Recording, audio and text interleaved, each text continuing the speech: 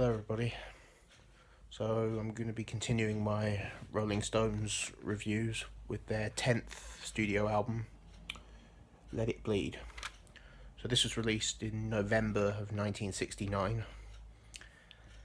and this is a transitional album for the Stones.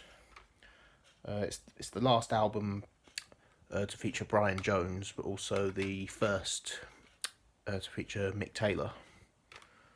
So Brian Jones was fired from the band earlier in 1969 due to his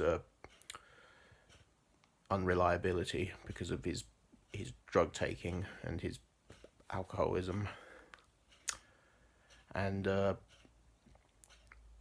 then not long after, he drowned in his swimming pool, which is so sad. But Mick Taylor was brought in to replace him. So yeah, Brian Jones appears on a couple of tracks, and Mick Taylor also has a couple of tracks. So it's really only just Mick Jagger, Keith Richards, Bill Wyman, and Charlie Watts who appear on this whole album.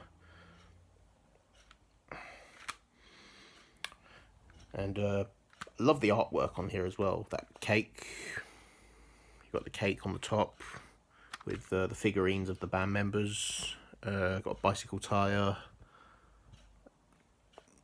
pizza, a clock, and a tape reel, and then you got a record player there. So this is an automatic record player, automatic changer, which this was actually going to be the title of the album. It was going to be called Automatic Changer, but eventually it became Let It Bleed. And of course, on the back there's a slice has been cut from the cake. A slice of pizza's fallen onto the record and shattered it. And on the inside, you can see like the cake figurines of the band. Yeah, probably my favourite Rolling Stones album cover. You know, I affectionately refer to this as the Cake album.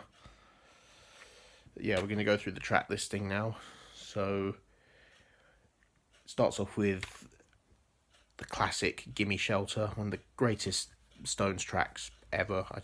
It needs no introduction. It's one of their best songs. And of course it features Mary Clayton on guest vocals. And wow. Yeah, just a perfect song. Can't say anything more about it that hasn't been said. It's perfect. And then we get a Robert Johnson cover, Love in Vain. And the Stones do a really good version of it. It's beautiful, it has some nice acoustic and some nice slide guitar as well. Yeah, just wonderful. And we get Country Honk, which is a country version of Honky Tonk Women, which was released as a single in 1969, and it came from the same sessions as this album, but it wasn't actually on here. But they have this version on the album. Kind of the same song, but it's a country version, and it's got slightly different lyrics in it as well. But I really do like this version. It has use of violins, and Mick Taylor actually appears on this track on slide guitar. But yeah, I mean, I prefer the single version, but I still love this version. And we get Live With Me, which is a great, like, dirty, gritty rocker. And I think Mick Taylor plays electric guitar on this one. Because I know, like I say, he only appears on 2 tracks.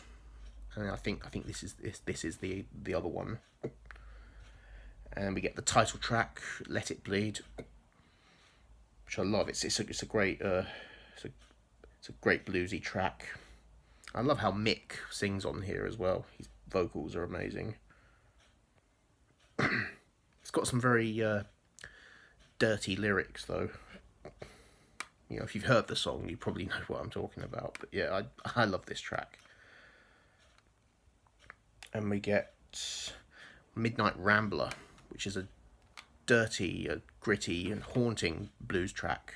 You know, it's a song about a murder spree, and It's got this great harmonica. It's got this great echoey harmonica in it, which is just so haunting. You know, it's a very dark song.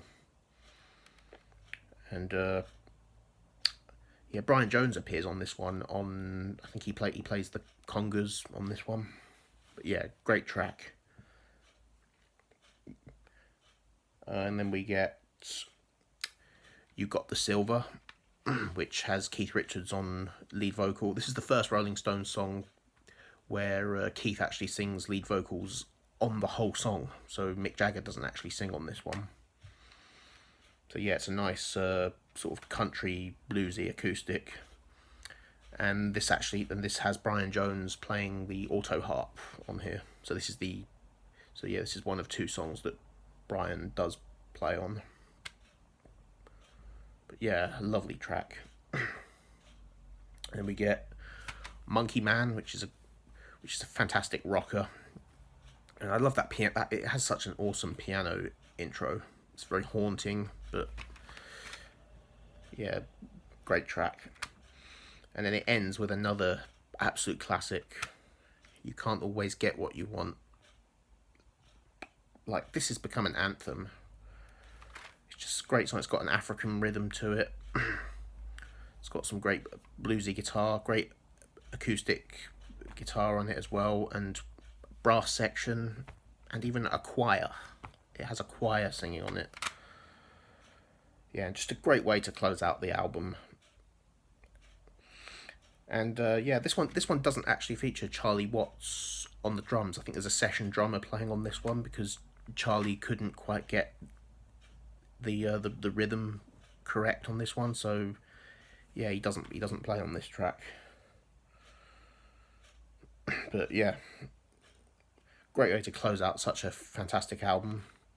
Of course, it's the final Stones album of the '60s, and yeah, it just couldn't have been a better way to close out the 1960s Rolling Stones. So yeah, Let It Bleed. It's definitely one of the Stones' best albums, in my opinion. It's definitely a top 5 album for me, or a top 3 Stones album, in fact. And you know, every track on here is great. So I'm gonna give this a 10 out of 10. You know, just perfect for me.